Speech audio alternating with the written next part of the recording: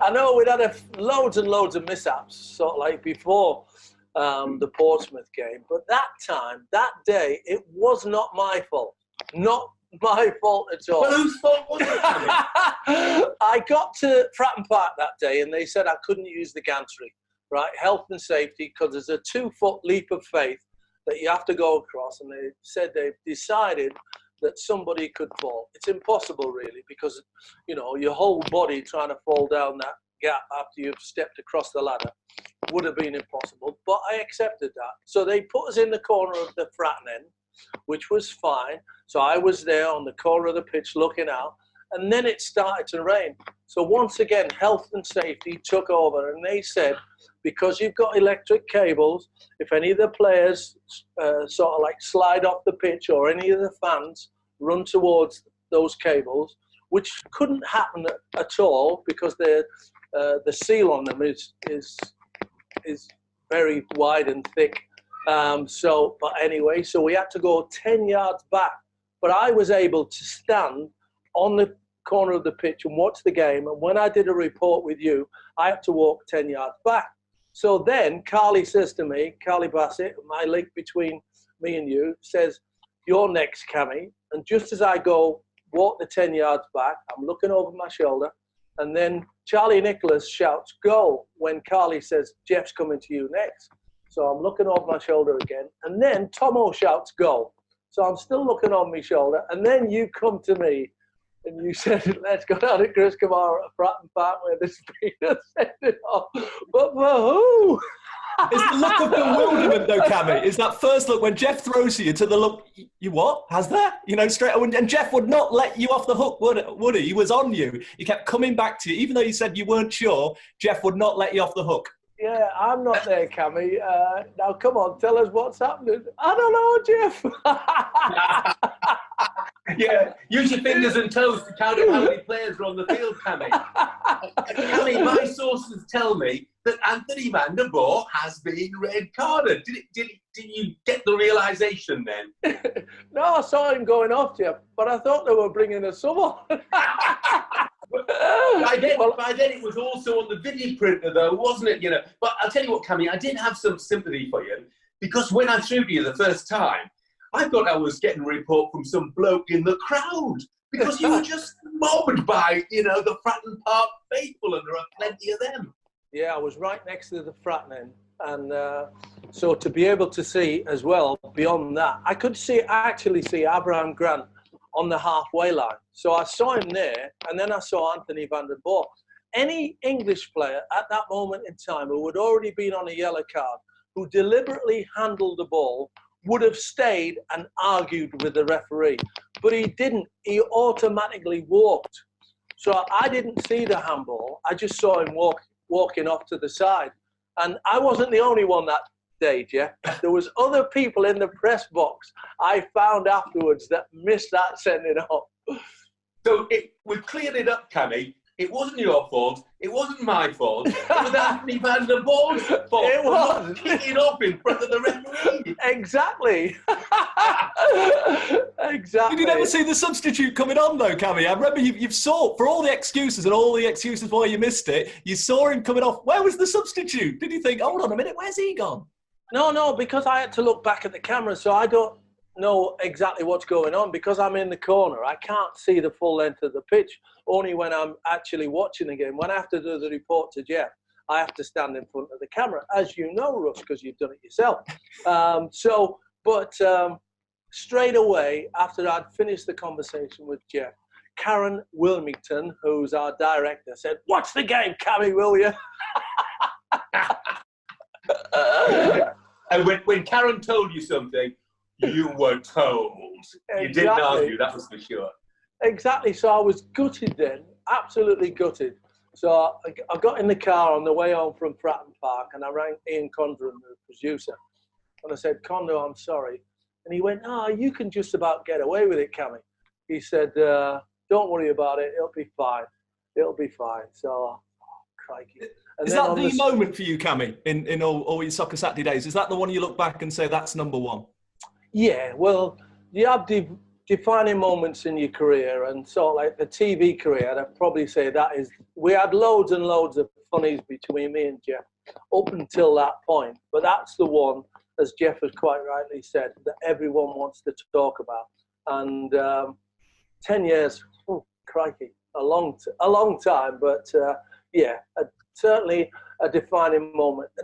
The next morning on Goals on Sunday, unbeknown to me, they showed the clip just at the top of the show, and I was worried that we were still pushing that clip and I'd be in serious trouble. So I wasn't really giggling along and laughing at the same time. And then on the Sunday afternoon, Ian Conrad, the producer, rang me and he said, what's the nearest TV station to you? So I said, Yorkshire Television. He said, can you get there for 9 o'clock in the morning? I said, why? He said, well, Fox News in America have seen it and they absolutely love it and they want to speak to you. And there's a Dutch TV station and a Chinese TV station. So all of a sudden, from zero, I've become a hero because Sky are getting all this free publicity from that situation. And Sky loved that side of it and elevated me to do at Cardiff, the Millennium Stadium, Liverpool versus Manchester United. And Liverpool won, and I was meant to interview Gerard Houllier, the winning manager. But Jeff Shreves didn't do as he was told. He ran on the pitch while I was interviewing Michael Owen and interviewed Gerard Houllier. So I was left with Sir Alex. So I was left with Sir Alex, and Sir Alex is in the in the dressing rooms in the stadium for a good 40 minutes after the game, been berating his players and everything else like that. And so he came out, and everything, you know. And so the first thing I said was you know, you've been a long time there, Sir Alex. You know, it was a bit of a steward's inquiry on the game. Yeah. And I got his back up straight away. He'd been involved in a horse thing, and it was just one of my terms, with Rock of Gibraltar and all that sort of stuff. And there was no implication from my point of view, but obviously that's how it happened. And he got his back up with me straight away. And then the next question did go well, and he wasn't answering the questions well. And then I thought, oh, crikey. Anyway, I thought, oh, well, it's not that bad. And then on the Tuesday night, Manchester United had a home game, and Bryn Law, who I worked with, had to do the interviews after the game at Old Trafford. And he called me straight after the game. And he went, oh, what have you done to upset Sir Alex? I said, why? He said, I asked him for an interview, and he said, yeah, as long as you don't ask me stupid questions like Chris Kamara. So anyway, I rang Sir Alex, his secretary, because when I was a manager, Howard Wilkinson said to me, ring Sir Alex, he'll help you. And so I rang him, so like about 2 weeks into my job at Bradford, and he said, yeah, you know, the thing is, you've got to be your own person and do this and do that, and it was brilliant, great help. And so I rang him a couple of times more, and I also rang him to get players. And so I rang his secretary straight away, Lynn Laffin, her name is, L-A-F-F-I-N, Lynn Laffin. And I rang Lynn and I said, can I speak to Sir Alex? And she says, yeah, I'll put you through. Anyway, he didn't take my call. She said, oh, I've told him. Anyway, she rang me back about 2 hours later and said, I've got Sir Alex for you. Anyway, I said to Sir Alex, you know, look, I'm sorry, you know, and he went, you know, I said I wasn't implying anything at all. And he said, oh, you know, I had a few people say to me, you know, was he trying to make a name for himself? And I said, no, far from it. You know, all the interviews I've ever been doing are not like that at all. And so he said, okay, I'll give you one more chance. Well, thank you, Sir Alex. Cheers. You take Burnley to Stamford Bridge. We're doing Goals on Sunday the next morning. Oh, was this minute 28 and all that? Yeah. I go back to the hotel, phone call from Jose Mourinho. I'm coming on your show tomorrow. Are you? Yeah, I'm coming on. Why? Did you see the game?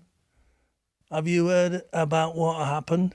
No, sorry. He went, it's an absolute joke.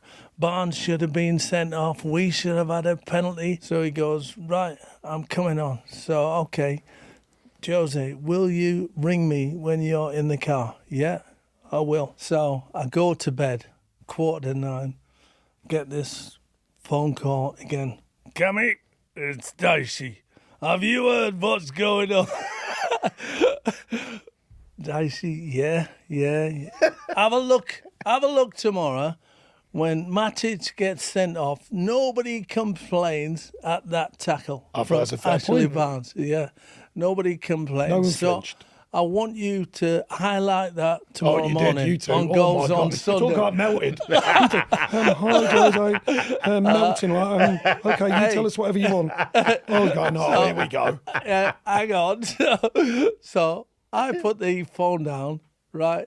I'm in a situation now. Jose wants me to agree with everything, and you've told me to look at the Matic tackle, which I do the next morning. And you agree with everything that he said. Well, brilliant. Cammy didn't say no. Cammy didn't say anything for the whole 2 hours. I was sitting there, I was like, really? Come on, lads. I was So, like, really? Hey, I'm in no man's land. I put the phone down from you first, and I went, I'll see what I can do. Jose rings me in the morning. He's in the car.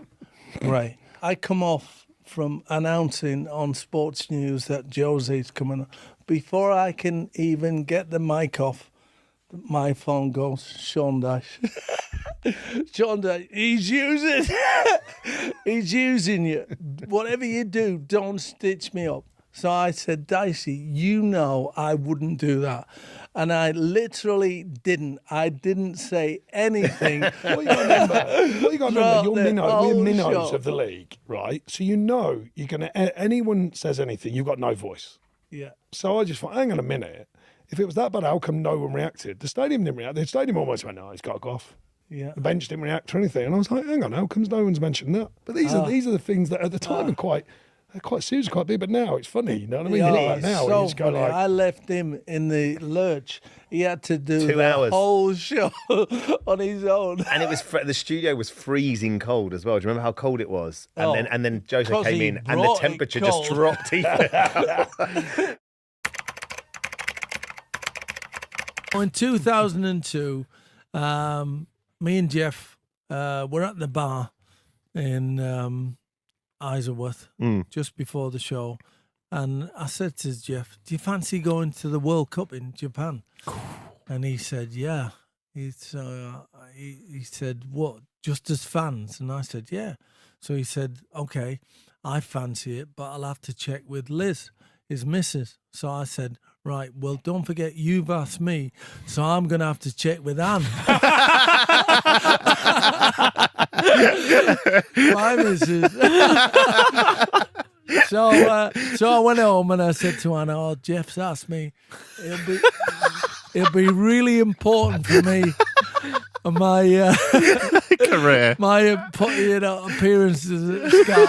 I assume she knows by now that it was you. No. She might now. No, she didn't. She still don't. She's not going to listen to an hour and 15 of this, don't you worry. You don't know I instigated it. So Jeff went home and said, oh, Cammy's asked me to go. You know, it'd be great to see England and Ireland out there. Can I go? And she went, yeah, of course you can. She said, but you're not just going halfway around the world for football, are you? And he went, why? What is that? She said, I've always wanted to go to Japan to see the temples in Kyoto. So Jeff goes, yeah, no problems. I'll get loads of pictures and everything and send them back. Doesn't invite her. Yeah, this is what I thought. Yeah, like she really wants to go. He's like, well, Cammy's asked me. I'll get you some photos. Yeah. So I see him the following week and he says, yeah, great, we're going. The trip's on, brilliant, fantastic. He says, but I've got to go to Kyoto to the temples. So I said, yeah, fine. No worries. So we looked at the England fixture list. We're playing Argentina, England, in Sapporo. That magnificent night when David Beckham scored and we beat the Argies. It was the best night ever as an England fan. Right. So we had the best night ever. So the next day we're on the bullet train to Kyoto before England's next game. So we're both hungover. So we get to Kyoto and we go around these temples. So we go to the first one, right? We had a picture. We went to the second one. Now, if you've been to one temple, you have seen them all. So I said to Jeff, how many more? And he went, "Oh, we'll just do one more, and then I can say to Liz, we have had a great day. We've, been around all the temples." So I said, okay. So then we goes back to Kyoto, and we go for a meal.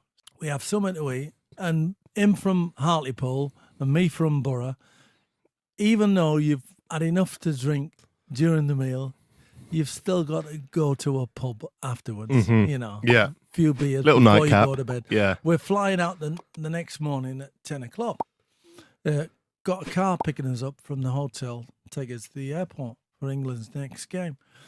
So we find one light in Kyoto's high street that's on. So please, God, let it be a bar. And we go in there, and it is. So we order 2 beers. We're having these beers, and there's 4 youngsters playing what we realised afterwards. You know, them lazy Susies that they have in the Chinese?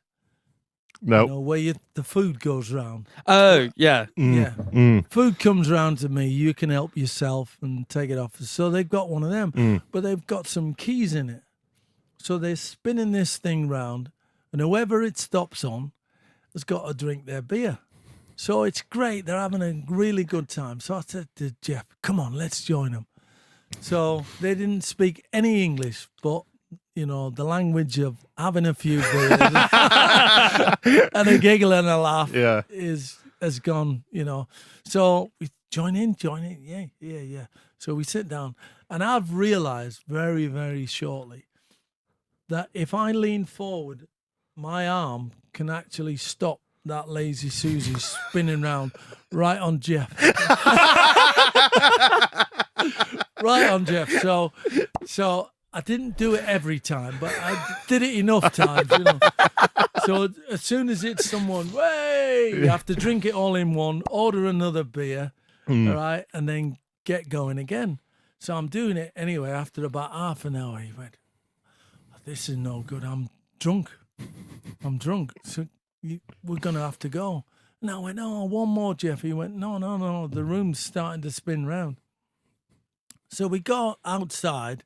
We get outside. My sense of direction is no good anyway. And I said to him, "Which way to the hotel?" Anyway, he looks left and he looks right. And of course, he's had too many beers. He's got no idea. And he walks backwards into a Harley Davidson bike that then teeters forward to go through the back windscreen of a Nissan. Now, England supporters have been there without any trouble whatsoever in the football matches. Nobody in Kyoto is interested in the football anyway. But here we are, 2 English hooligans who've just knocked over a Harley Davidson to the back windscreen of a Nissan. So we did what all good citizens should do. We ran.